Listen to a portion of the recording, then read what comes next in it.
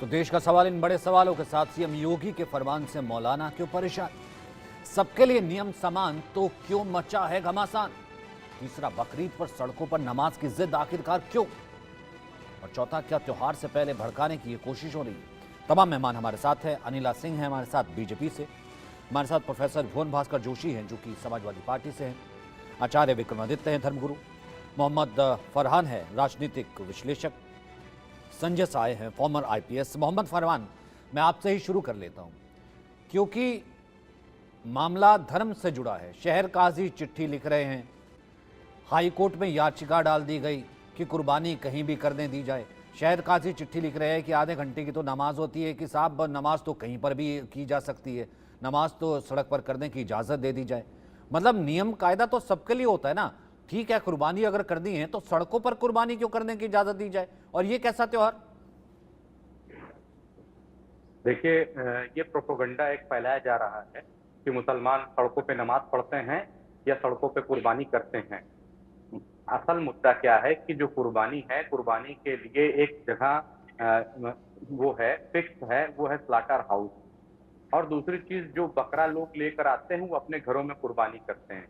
रही बात सड़कों पे नमाज पढ़ने की, तो एक प्रोपोगंडा है, ईदगाह है। ईदगाह में जब भीड़ बढ़ जाती है तो जो जगह आदमी पाता है, चाहे वो रोड हो चाहे मैदान हो, तो उसमें निकल आता है। शहरों में ईदगाह के लिए जगह बहुत कम है, बहुत छोटी ईदगाहें हैं, इसलिए ये वाजिब नमाज होती है तो लोग इसमें अधिक तादाद में आते हैं। मतलब इस नमाज को छोड़ नहीं सकते हैं। जैसे 5 वक्त की नमाज होती है तो उसमें पढ़ना ना पढ़ना ये लोगों की अपने ऊपर होती है, ये भी पढ़ना चाहिए, मगर ये नमाज को किसी भी कीमत पर हम छोड़ नहीं सकते। तो इसलिए भीड़ जब ज्यादा हो जाती है तो आप लोग जो जगह मिलती है वहां पर खड़े होकर नियत बांध के अपनी नमाज को अदा कर लेते हैं। तो ये एक प्रोपोगंडा है। और सरकार, आप देखिए, साल भर में एक त्योहार आता है, ईद है, एक बकरीद है। अब उस पर भी अगर सर गलियां की गलियां कैसे? मैं ठीक है सर, मैं भी उसी यूपी से ही आता हूं, मैंने देखा है। ठीक नहीं है। तो अगर ऐसा है तो फिर गलियां की गलियां कैसे लाल हो जाती हैं? कैसे जो है तमाम चीज़ें हमने, अगर सिर्फ स्लॉटर हाउस में हो रही है, कैसे हमने अगर देखा है तो फिर क्यों हमने देखा, आपने कहा कि अगर भीड़ ज़्यादा हो जाती है, हाईवेज बंद हो जाते हैं। आचार्य विक्रमादित्य, हमने देखा है यूपी में, आप भी रहते हैं, क्या तमाम चीज़ें नहीं देखी? वो रंग लाल कैसे हो जाता? अगर तमाम नियम कायदे अगर हो रहे हैं तो शहर काजी चिट्ठी भी क्यों लिख रहे हैं? फिर अगर ये प्रोपोगंडा ही है जो मोहम्मद फरहान कह रहे हैं कि मुसलमानों के खिलाफ, अगर सब कुछ नियम कायदे मान ही रहे हैं तो फिर रंग लाल क्यों हो जाता है उस दिन? आचार्य विक्रमादित्य सचिन जी जिस प्रकार से आरंभ कर रहे थे ना, सब चीज नियम पालन होगा, सब बढ़िया होगा, और उसके बाद आगे वही ढाक के 3 पात। मुझे बताइए, यहाँ यहीं आगे क्यों ऐसा होता है? पूरे विश्व में मुसलमान है और वहां हर जगह, पूरे सऊदी में सब जगह नियम पालन होते हैं, कोई रोड पे नमाज अदा नहीं करता, किसी प्रकार की कोई गलती नहीं होती। लेकिन यहीं के लोग जिस प्रकार के पिछले लगातार मतलब 100 साल से यहाँ पर एक तुष्टीकरण का व्यवस्था चल रही है, आजादी के बाद तो पराकाष्ठा हो गई थी उसकी, उसी का परिणाम है कि आज छाती पीटने की बात की जा रही है। अरे नियम सबके लिए है ना।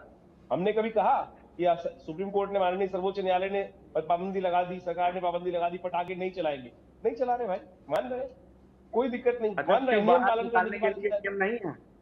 शिव बारात रोड पर नहीं निकलती, रामनवमी का जुलूस रोड पर नहीं निकलता है। आप नमाज तो शिव बारात छोड़ रहे हैं, नमाज तो शिव बारात छोड़ रहे हैं, बारात अपनी बारात रोड पर निकालते हैं, घर पे करने का काम कर रहे हैं। व्यवस्था की बात करें, सरकार ने नियम बनाए हैं, नियम के अनुसार चलने का प्रयास करें। ये जो सरकार ने नियम आपके लिए बनाए हैं ना, ये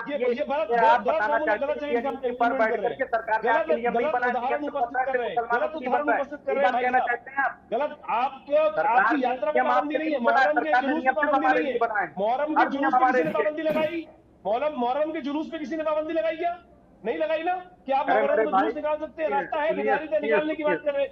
रोड पे नमाज का 20 बार पाबंदी लग चुकी है मुहर्रम के जुलूस पर, 20 बार पाबंदी लग चुकी है जब से योगी की सरकार आई है। मुझे बता दीजिए, जब से उत्तर प्रदेश में ये सरकार आई है, पूछिए कितनी बार मुहर्रम में लिखा है कि आप अपवित्र जगह पर, गलत जगह पर, जहां पर लोग थूकते हैं, जहां लोग अपवित्र करते हैं, वहां पर आप इबादत करें, कहीं लिखा है? आपके धर्म से भी नुमानियत है, आपके धर्म के अनुसार भी बात सोचे तो नुमानियत है। जबरदस्ती आप लोगों को अन्याय की बात कर रहे हैं। हुड़दंग करने के लिए आपके धर्म में लिखा हुआ है कि रोड पर निकल के राम यात्रा तो रोड पे करेंगे ना। अब यात्रा घर में बैठ के तो करेंगे नहीं, कांवड़ यात्रा रोड से निकालेंगे ना, कांवड़ यात्रा रोड से निकालने की बात करेंगे। कावड़ यात्रा बहुत सी निकालेंगे ना, कावड़ यात्रा घर में बैठ के नहीं रखेंगे। यहाँ पर अगर तो सरकार ने विरोध किस लिए, सरकार ने क्या गलत किया जो डबल आपको स्टैंडर्ड्स हो गए ना। ये कहाँ का नियम है? सरकार ने गलत क्या किया, क्या क्या नियम ये तो अजीब डबल स्टैंडर्ड्स हुए ना। एक सेकंड अनिला जी वैसे शुरुआत की थी फरहान जी ने कि सब नियम मानेंगे, फिर जो है नमाज के लिए जगह कम रहेगी तो सड़कों पर नमाज की इजाजत की भी बात हो गई, कोई बात नहीं। अब स्लॉटर हाउस में ही होता है तो फिर गलियां क्यों लाल हो जाती हैं। फिर उसके बाद अब असली बात यह आ गई कि ऐसा है कि वहाँ पर हुड़दंग की इजाज़त तो आप देते, रामनवमी हुड़दंग हो गया, कावड़ हुड़दंग हो गया। यहाँ तो नियम कायदे तो हर एक के लिए हुए ना, नियम कायदे मानने तो हर एक त्यौहार के लिए होते हैं। यहाँ पर अगर नियम कायदे कुछ लगाए गए तो मौलाना कुछ हाई कोर्ट जा करके या चिट्ठी लिख करके क्यों ऐसा प्रोपेगेंडा कि जैसे जो है सरकार ने तो जैसे बकरीद पे ही पाबंदी लगा दी है। अनलाल जी, मेरी सबको राम राम। और विक्टिम कार्ड प्ले करने का तो शुरू से आदत इनको डलवा दी गई है, तो वो सोच रहे हैं कि इस आदत को हम कायम रखें, और इन्होंने अपनी वफादारी अभी चुनाव में दिखा भी दी गई है। तो ये विक्टिम कार्ड प्ले करेंगे और भौंपू लेके वो राजनीतिक दल जिनको तुष्टीकरण की राजनीति करनी है, जो इनके वोट बैंक को इस्तेमाल करते हैं, वो चारों ओर फैलाएंगे, हर मंच पर फैलाएंगे। परंतु अगर मैं उत्तर प्रदेश की बात करती हूँ, यहाँ पर योगी आदित्यनाथ जी मुख्यमंत्री के रूप में ये उनका कर्तव्य है कि किसी भी प्रकार की हिंसा का कारण कुछ भी ना हो, चाहे वो कांवड़ की यात्रा हो और चाहे वो बकरा ईद। वो स्टेट हेड हैं, उनको मालूम है क्या चीज ठीक है क्या चीज गलत है। वो कोई भेदभाव नहीं करते हैं, परंतु वो भगवा कपड़ा पहनते हैं तो परेशानी हो जाती है, और वो सोचते हैं, ये लोग सोचते हैं वो केवल और केवल हिंदुओं का काम करते हैं। एक उदाहरण नहीं दे पाएंगे जहां पर योगी आदित्यनाथ जी ने किसी भी प्रकार का भेदभाव किया। सड़कें जो हैं, गाड़ियां और जो भी चीजें हैं उस पर चलने के लिए, नमाज पढ़ने के लिए नहीं है। पार्क जो है वहां पर लोग टहलें खेलें, उस चीज के लिए है, नमाज पढ़ने के लिए नहीं है। साहब, नमाज अगर पढ़नी है तो आप बिल्कुल अपने मस्जिदों में पढ़िए, ईदगाह में पढ़िए, मोहल्ले में अड़ोसी पड़ोसी मगर नमाज नहीं पढ़ी जा सकती।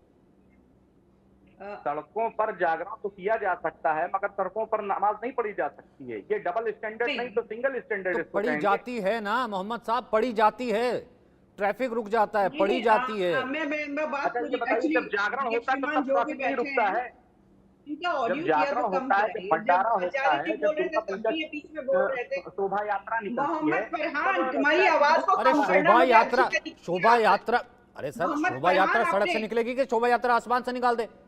आप कह रहे हैं कि भाई ऐसा है कि नमाज सड़कों के लिए, नमाज तो मस्जिदें पड़ी जाएगी ना सर, शोभा यात्रा से। अनिला जी जवाब दीजिए, वो कह रहे शोभा यात्रा भी तो निकाली जाती है। यात्रा कम से कम 1 घंटे की होती है। ये देखिए, वाह, बहुत बढ़िया, क्योंकि शोभा यात्रा निकलती है तो इसलिए सड़कों पर नमाज पढ़े। बहुत बढ़िया अनिला जी, जवाब दीजिए। वाह, क्या क्या तर्क है, क्या कुतर्क है। ठीक है ठीक है ठीक है ठीक है, एक सेकंड अनिला जी, फिर उसके बाद प्रोफेसर भुवन।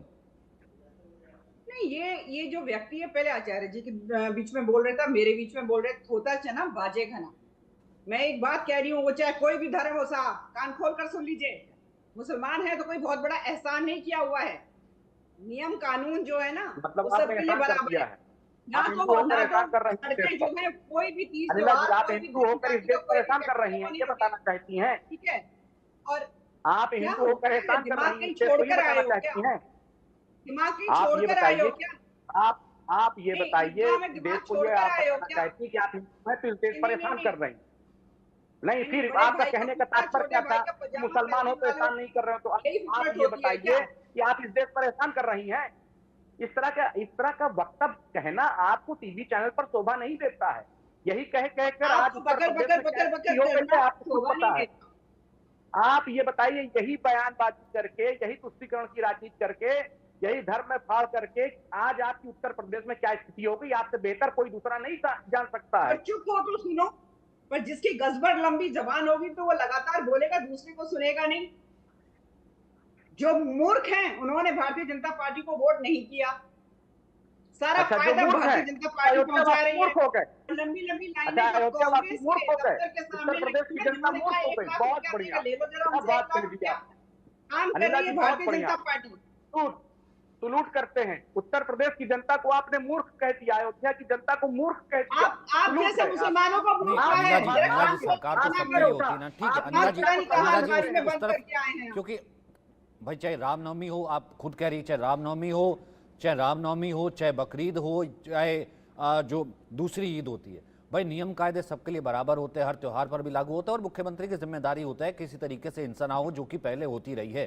तो प्रोफेसर भुवन भास्कर, मैं ये क्योंकि इससे पहले बात ये होती है कि विक्टिम कार्ड क्यों फिर प्ले करना शुरू कर देती है चीजें, एक कम्युनिटी विक्टिम कार्ड प्ले करना शुरू कर दे कि नहीं देखिए हमें टारगेट किया जा रहा है, हमें टारगेट किया जा रहा है। हर साल आपको भी पता है बहुत अच्छे से प्रोफेसर साहब कि कुछ पाबंदियां लगती है, कुछ नियम होते हैं, कुछ कायदे होते हैं, उन्हीं के तहत ही पालन होता है। देखिए, कानून का विद्यार्थी होने के कारण मैं पाता हूं कि माननीय मुख्यमंत्री जी ने जब शपथ ली थी मुख्यमंत्री पद की, तो उन्होंने वचन दिया था कि मैं इस देश के धर्म, जाति, वर्ग के किसी प्रकार का भेदभाव नहीं करूंगा, और मैं जो संघ का जो संविधान है उसे लागू करने के लिए काम करूंगा। और ये इस देश की पद्धति है कि ये हिंदुओं के त्योहारों को भी मुसलमान सहयोग करने का काम करते हैं, और मुसलमान के त्योहारों को भी हिंदू करने का काम करते हैं।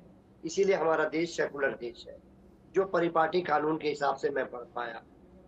और मैं जितना समझता हूँ, उत्तर प्रदेश की जनता ने और देश की जनता ने नफरत की राजनीति के खिलाफ अभी जवाब दिया है, मैंडेट दिया है। वो लोगों को समझ में आ गया, चाहे वो मुख्यमंत्री हो, प्रधानमंत्री हो, जो इस तरह की भाषा शैली का प्रयोग कर रहे थे, आज उनका क्या स्तर है उत्तर प्रदेश में और देश में, उनकी सीटें क्या खिसक गई, ये जवाब इस देश की जनता ने दिया है। और मैं अपनी आदरणीय भारतीय जनता पार्टी के प्रवक्ता साथी को भी सुन पा रहा था, वो मूर्ख कहने का काम कर रही थी। वो कह रही थी कि जिन्होंने हमें मूर्ख वोट नहीं दिया वो मूर्ख है। और ये अगर ऐसा कह रही है और इनको चिंता जो मात्र संगठन है, मैंने फरहान जो ये बैठे हुए हैं व्यक्ति, मैम प्लीज सुन मैंने लीजिए। इसलिए कहा था कि आप जैसे मूर्ख मुसलमान। मैम आपको धैर्य से सुन रहा था। नहीं, अगर आपको समझ में नहीं आया, अच्छा वो करेक्ट कर रही है, वो कह रही है कि मैंने सबको नहीं कहा। मूर्ख मुसलमानों ने जो आप जैसी राजनीतिक दल के बहकावे में आकर भारतीय जनता पार्टी को वोट नहीं दिया, किसका नुकसान हुआ है? मुझे कंप्लीट करनी चाहिए। अनिला जी, मैं आपके बीच में नहीं बोला। ठीक है मैम, ठीक अनिला जी, मैं ओके, ठीक है, यहाँ से आगे ले जाते हैं ना, यहाँ से आगे ले जाते हैं। ठीक है, फिर मैं फरहान आपको लेकर के आऊंगा, ठीक है, क्योंकि आपने पॉइंट किया फरहान की तरफ, मैं उनका काउंटर लेना जरूरी है। फिर संजय जी आपके पास आऊंगा। ठीक है प्रोफेसर साहब, अपनी बात पूरी कीजिए। मैं इतना कहना चाहता हूं, अभी इनके मातृ संगठन ने क्या कहने का काम करा है। इनके मातृ संगठन ने आज कहने का काम करा है कि इनकी जो अहंकार की जो भाषा थी, उसने आज इनकी सीटें घटा दी है। ये समाजवादी पार्टी नहीं कह रही है, इनका मातृ संगठन आरएसएस कह रहा है। इसलिए उस जनता जनार्दन ने जिसको वोट आपको कम दिया है, सीटें कम दी है, उनको मूर्ख कहने की गलती ना करे। इस कार्यक्रम को लाखों करोड़ों लोग इस देश के देख रहे हैं। मैं आपसे विनम्र निवेदन करता हूं, आप मेरे से उम्र में बड़ी हैं, मैं आपका सम्मान करता हूं, लेकिन इस देश की जनता के मैंडेट का आप सम्मान करें, किसी धर्म विशेष को गाली देने का प्रयास ना करें। अब ये देखिए, अब आपने धर्म विशेष को गाली देने की वो कर दी। मतलब आप भी जो है ऐसा विक्टिम कार्ड, मतलब आपको भी धर्म विशेष का वोट ही चाहिए ना, इसका मतलब यहाँ से जो है आप जिस तरीके का जो कमेंट हुआ, धर्म विशेष को गाली कहां से हो गई? उन्होंने जब स्पेसिफाई किया, ठीक है, उन्होंने स्पेसिफाई किया, मैंने किसी एक को, ठीक है, अनिला सिंह बोलिए, फिर उसके बाद मोहम्मद फरहान। आता हूं संजय जी। ये गंगा जमुना तहजीब है। कहां से गंगा जमुना सर? सीधे तौर पर आपने कह दिया कि धर्म विशेष। इस नफरती एजेंडे को देश अस्वीकार कर चुका है। ये नफरत जितनी फैलाने की अच्छी बात है सर, आपकी 34 सीटें आई है, लेकिन विधानसभा में तो अब भी योगी सरकार है ना सर, तो नियम कायदे तो वही बनाएगी ना बकरीद के सर। चाहे वो प्रधानमंत्री के द्वारा करवा दीजिए या मुख्यमंत्री के द्वारा करवा लीजिए, प्रवक्ताओं के द्वारा करा, ये देश नफरत को स्वीकार नहीं करता है। सर नियमों को तो करता है, तो नियम तो सबके लिए होते हैं। ठीक है मोहम्मद फरहान, क्योंकि आपके लिए वो कमेंट था इसलिए बोलिए फटाफट, फिर उसके बाद मुझे संजय जी के पास। देखिए सचिन भाई, जो बीजेपी की प्रवक्ता हैं अनिला जी, मैं उनको अपनी बड़ी बहन की तरह मानता हूं। अगर उन्होंने मुझे मूर्ख कहा हो तो मैं उनके शब्दों प्रदेश की जनता को मूर्ख कहा। जो बीजेपी वोट नहीं देता उसको ये मूर्ख कह रही, अयोध्या बात मूर्ख कह रही। तो ये जाहिर सी बात है कि ये लोग अपना मानसिक संतुलन खो बैठे हैं। अब दूसरी बात मैं कहना चाहता हूं, रही बात बकरीद की, तो बकरीद का त्योहार जैसे होता आया है वैसे होता 2.5 वर्ष इसमें भी हो गए। पहली सरकार पूरे 5 वर्ष, उसमें भी 5 बार बकरीद हुई, 5 बार ईद हुई है और हमने मनाया। भारतीय जनता पार्टी ने उस पर हर तरह के प्रतिबंध लगाए हैं, हर तरह का उस पर जुल्म करना चाहा है। और ये भी मैं आपको बता दूं, कांवड़ यात्रियों पर फूल की वर्षा हुई और ईद की नमाज पढ़ने वालों पर डंडे भी बरसाए गए हैं। यही उत्तर प्रदेश की आवाम ने देखा है और इसी का परिणाम है, इसी का परिणाम अहंकार का सर फिर आप परिणाम है कहते हैं कि आज मैं सर इसमें नियम कायदे से शुरू करते हैं, फिर कहते हैं कि डंडे बरसाएंगे नियम कायदे। मुझे एक बात बताइए संजय जी, आप तो मैं एक कमेंट लेता हूं। संजय जी मुझे एक बात बताइए, अभी तक तो ये ठीक है पूरी पॉलिटिक्स करने की कोशिश हो रही है, लेकिन फरहान साहब तो राजनीतिक विश्लेषक है, वो बार बार अपनी चर्चा नियम कायदे से कहते शुरू करते हैं। भाई एक कायदा आया है कि किस तरीके से जो है बकरीद बनानी है, किस तरीके से कुर्बानी देनी है, किसकी नहीं देनी है और कहाँ देनी है कहाँ नहीं देनी है, सड़कें जाम नहीं कर दी हैं, फिर भी पटिशन डाल दी गई कि नहीं जाम कर दी है, फिर भी कह दिया कि भैया इजाजत दी जाए। यहाँ नियम से शुरू करते हैं और फिर ये कह देते हैं फरहान साहब की देखिए ऐसा है कि बहुत डंडे पड़ते हैं, देखिए हमने देखा है बकरीद की नमाज पढ़ने वालों पर कैसे कैसे यूपी में लाठियां बरसाई गई है। ऐसा होता है संजय जी, जरा इन्हें बताइए। मैं इतना बताना चाहता हूँ और एक पेशेवर पुलिस अधिकारी के तौर पर बताना चाह रहा हूँ कि न्याय होना भी चाहिए और सबको दिखना भी चाहिए कि न्याय हो रहा है। फरहान साहब ने क्या बोला उसका तो मैं उत्तर अभी नहीं दूंगा और देने की जरूरत भी नहीं है, लेकिन न्याय होना भी चाहिए और दिखना भी चाहिए कि न्याय हो रहा है। दूसरी बात है कि ये पूरा जो है कानून और सुव्यवस्था के एंगल से ये सब कुछ डिसाइड हुआ है, लेकिन जितना भी डिस्कशन अभी तक इस पैनल डिस्कशन में हुआ है उसमें कानून सुव्यवस्था छोड़ के बाकी सब चीजें की सब बातें हो चुकी है, इंक्लूसिव ऑफ इलेक्शन और रिजल्ट्स और 50 तरह की ये चीजें। जब ये कानून और सुव्यवस्था के एंगल से सब कुछ हो रहा है तो हर एक पर हर एक त्योहार में सेम रूल्स वो अप्लाई होना चाहिए। अब सड़क पे अगर हो रहा है उससे रोड ब्लॉक हो रहा है, तो अगर और कोई त्योहार में भी इस तरीके का हो रहा है तो उस समय भी उसको परमिशन नहीं देना चाहिए। दूसरी बात है कि कानून और सुव्यवस्था के एंगल से ऐसा कुछ स्पेसिफिक इंटेलिजेंस है या ऐसा कुछ हिस्ट्री है कई एरियाज में जहाँ की लॉ एंड ऑर्डर सिचुएशन हुआ हो या कम्युनल क्लैशेस हुआ हो, वहां आप कुछ सोच के बैन कर रहे हैं तो वो एक अलग बात है। कंप्लीट पूरे प्रदेश में आप बैन कर रहे हैं तो उसके पीछे क्या सोच है वो मुझे नहीं पता। जो प्रतिबंधित जानवर हैं उनका कुर्बानी नहीं होना चाहिए, there is no doubt about it, वो तो रूल है, वो तो लॉ है। और भी हाइजीन और हेल्थ के हिसाब से जो भी रेस्ट्रिक्शंस लगाए जा रहे हैं वो लगाए जाने चाहिए। कभी भी इस तरीके के मेजर एडमिनिस्ट्रेटिव डिसीजंस के पीछे हम हर एक कम्युनिटी को साथ लेके चलते हैं एंड इंडिया के सभी कम्युनिटीज 75 साल से साथ रहना जानते हैं। दे कम टू अ कंसेंसस, एक कंसेंसस पे आते हैं और उसी के हिसाब से हम आगे बढ़ते हैं। एक फरमान आप जारी करके फिर बोले सबको इसको फॉलो करो, देन उस समय जो है हमें भी बताना चाहिए किस कारण से कहां कैसे हुआ है। तो मैं कानून और सुव्यवस्था के आधार पे अगर कहीं कुछ एक्स्ट्रा जरूरत है तो होनी चाहिए। प्रतिबंधित जानवरों का तो किसी भी हाल में कुर्बानी देने का कोई सवाल ही नहीं उठता है। जाहिर सी बात है, और इस तरह के जो लेकिन दी रीजनेबल जाती है सर, रेस्ट्रिक्शंस हैं दी वो जाती है 100% सर, होनी चाहिए। चिढ़ाया जाता है सर, बाकायदा होता है सर, ओपन में दी जाती है, फिर ये कहते हैं कि ऐसा कुछ होता नहीं है, सुरक्षा व्यवस्था जो है चाक चौबंद, फिर उसको कहते हैं कि डंडे भी पड़ गए। मैं आऊंगा एक कमेंट लूंगा आचार्य विक्रमादित्य का और बाकायदा अब ओम प्रकाश राजभर का क्या कहना है, आइए सुनते हैं। मुख्यमंत्री योगी आदित्यनाथ ने कल पूरे प्रदेश भर में त्योहारों को लेकर बैठक ली वीडियो कॉन्फ्रेंसिंग के जरिए, जिसमें यह तय किया गया कि सड़कों पर नमाज ना हो, जो भी कुर्बानियां होनी है वो परंपरागत जगहों पर हो, कोई नई जगह कोई खुले में कुर्बानी ना करे। और भी कई सारे दिशा निर्देश दिए गए हैं। हमारे साथ बातचीत करने के लिए ओम प्रकाश राजभर जी हैं, कैबिनेट मंत्री उत्तर प्रदेश सरकार में, उनसे बात करेंगे। मंत्री जी, मुख्यमंत्री जी ने खासतौर पर त्योहारों को लेकर, गंगा दशहरा और ईद को लेकर के ये दिशा निर्देश दिए हैं कि खुले में कुर्बानी ना हो, नमाज खुले में ना पढ़ी जाए, इस तरह की चीज़ें ना हो जिससे लोगों का रास्ता अवरुद्ध हो, इस तरह की बातें कही कि जो माननीय मुख्यमंत्री जी ने दिशा निर्देश दिया है वो सही दिया है। हम लोगों ने देखा कि कभी कभी नई जगहों पर अगर कोई काम होता है तो वहाँ विरोधाभास होता है। तो प्रदेश जो अमन चैन है, शांति है, वो बरकरार रहे, इसके लिए जो मुख्यमंत्री जी ने फैसला लिया बहुत सही लिया है। कई सारे धर्मगुरुओं की तरफ से कहा जा रहा है कि कुर्बानी इस तरह की बातों को लेकर के बार बार कड़ा रवैया मुख्यमंत्री अपना लेते हैं, इस तरह की बातें कह देते हैं, इस पर क्या कहेंगे? वो उनका विषय है।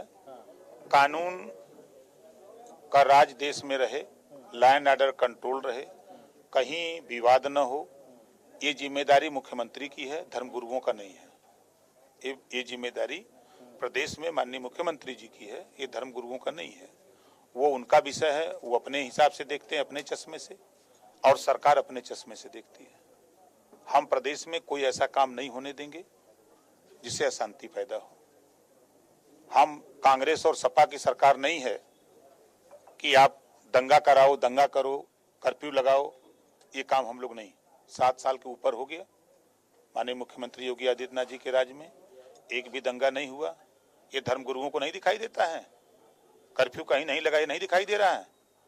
ये मुख्यमंत्री के अड़ियल रुख की वजह से, कानून का राज स्थापित करने की वजह से, मुख्यमंत्री के प्रदेश को अमन चैन भाईचारा के रास्ते पर ले जाने का जो संकल्प है, वो दर्शाता है कि मुख्यमंत्री जी ने प्रदेश में एक भी दंगा नहीं होने दिया।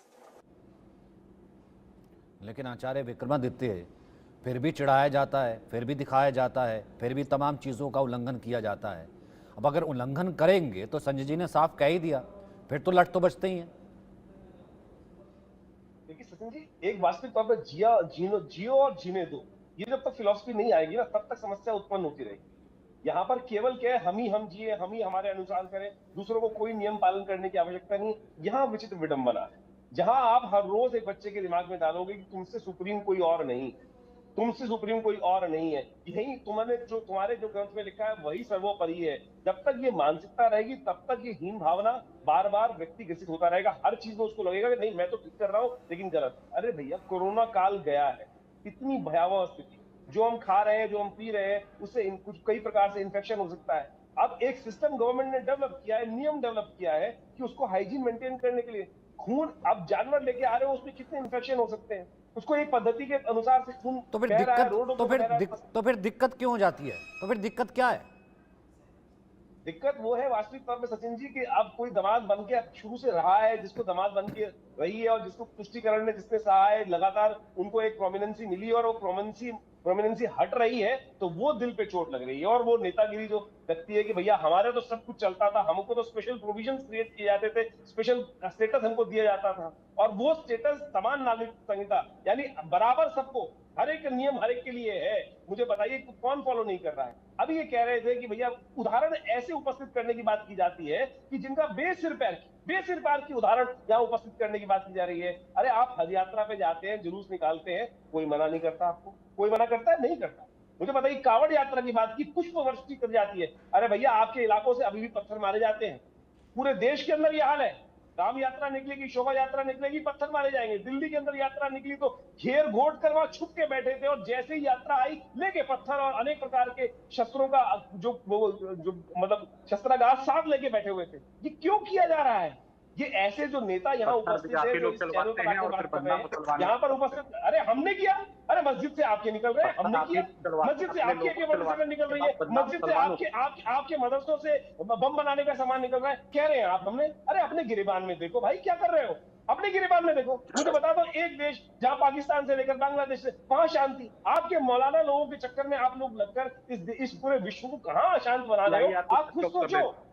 आप खुद सोचो, आप मौलानाओं के चक्कर में, अनपढ़ जाहिलों के चक्कर में फंसकर आप अपनी शिक्षा पद्धति को नहीं समझ पा रहे हो। अरे शिक्षित बनो, सुयोग्य बनो, वो आप देश को, विश्व को आगे ले जाने की बात करो। उसके दौर चल रहा है, वैज्ञानिक युग चल रहा है। अब कहां 14वीं सदी से पहले की आप मुझे बताइए, 1400 साल पुराने पहुंच गए हैं, आप कहां करने की बात कर रहे हैं? आप जबरदस्ती हर चीज को ह्यूमैनिटेरियन ग्राउंड पे, मानवता के दृष्टिकोण से हर एक को देखने का प्रयास करो। जनाब फरहान साहब, ये सोचोगे नहीं तो फिर वहीं आप ले जाओगे वापस। अब देश बदल रहा है, स्थितियां बदल रही हैं, क्या नुकसान है आपको बताइए, मुझे खुद बताइए। आप लोग कुर्बानी देते हैं, आपको ही सबसे ज्यादा इन्फेक्शन हो सकता है। आप मुझे बताइए, क्या नहीं चाहते हैं कि आप साफ सुथरे देश के अंदर, स्वच्छ देश के अंदर, स्वच्छ इलाकों के अंदर आप रहे? आप देखिए, तस्लीमा नसरीन की किताब निकाल के पढ़िएगा, आपको आंख खुल जाएगी क्या लिखा है तस्लीमा नसरीन ने। तस्लीमा नसरीन ने जिस प्रकार से लिखा, वो चाह रही थी मानवता के आधार पर कि नहीं, मत काटो, छोटा प्यादा है, और जो शब्द वहां शब्द और हमने देखा है किस तरीके की विभत्स तस्वीरें आती हैं। मतलब आप ये अंदाजा लगाइए। ठीक है फरहान सर, आप बोलिए, फिर उसके बाद मैं आता हूँ अनिला जी आपके पास। मोहम्मद फरहान, मतलब अगर दिवाली हो सकती है बिना पटाखे के, होली हो सकती है बिना पानी के, बकरीद क्यों नहीं हो सकती है बिना पशुओं को काटे? मुझे एक बात बताइए, अच्छा, सुन लीजिए। क्यों जरूरी है? सुन मतलब एक एक एक एक जिसे कहते हैं 45 डिग्री 50 डिग्री में जब तप रहे हैं, तो क्यों नहीं आगे आकर के हम ये कह सकते हैं इको फ्रेंडली बकरीद? अच्छा सुन लीजिए, मैं अगर इस पर एक अपना टिप्पणी करना चाहता हूँ। आपका कि बिना काटे क्यों नहीं हो सकती है। हम आपको एक छोटी सी मिसाल के तौर पर देते हैं कि आप कह रहे हैं कि हम बकरीद बिना बकरे की मना लें, ईद बिना कपड़े पहने मना लें, तो मैंने तो उसमें बोला नहीं उत्तर ईद बिना प्रदेश कपड़े की जो पहने, सरकार ये कहां से हो गया? मैंने तो इको फ्रेंडली बोला है। आप इको फ्रेंडली क्या कहेंगे? वही यही तो होगा ना कि बिना कपड़े पहने ईद अरे, बकरीद दोनों मना लें, तो आपने जानवर की कुर्बानी करें। सर ऐसा है कि मासूम बेजुबानों को मारने से और कपड़े उतारने दोनों बराबर हैं। ये जो बलि की प्रथा है, जिन जगह आज भी बलि प्रथा चल रही है, उनसे आप एक बार भी कहिएंगे कि आप बलि आप नहीं कर रहे हैं, समझा हैं, रहे हैं लोगों को, खिलाफ कार्रवाई मिसइंटरप्रिटेशन हटा रहे हैं, बदलवा रहे हैं भाई साहब, सब जगह बदला जा रहा है। माननीय न्यायालय बोल रहे हैं, उसको स्वीकार कर रहे हैं। कुर्बानी ना करें। आप क्यों नहीं स्वीकार करते? आप क्यों नहीं स्वीकार करते? सर मैं कहता हूं एक क्या, आप तो दसियों की करें, हजारियों की करें, बच्चों को भी साथ ले जाए, उनको भी यही सिखाएं। मैं वो नहीं कह रहा, पर कुछ तो कम से कम एक नए समाज में अनिला सिंह हम एक कह सकते हैं भाई 80% आबादी हिंदुओं की रहती है, हम बिना पटाखे के वो कोर्ट के ऑर्डर के साथ मना लेते हैं। अब ये कहते हैं कि भैया हमको कहते हैं कपड़े ना पहने। भाई एक मैं तो कह ही नहीं रहा कि आपके बकरीद पर बैन है, सिर्फ एक नियम कायदे की बात होती है। तो सिर्फ इतना कहा इको फ्रेंडली, उसी में मोहम्मद फरहान को लग गया कि भैया हाय मेरे बकरे ना खोल के ले जाए। छोटी सी बात कह रहा हूँ, छोटी सी बात कह रहा हूँ, सुनिएगा। देखिए यमराज जो सवारी है, दोनों व्यक्ति बीच में बोलने लगते हैं। सुनिए सचिन भाई, पता नहीं मोहम्मद फरहान जो सवारी है, छोटे छोटे जानवर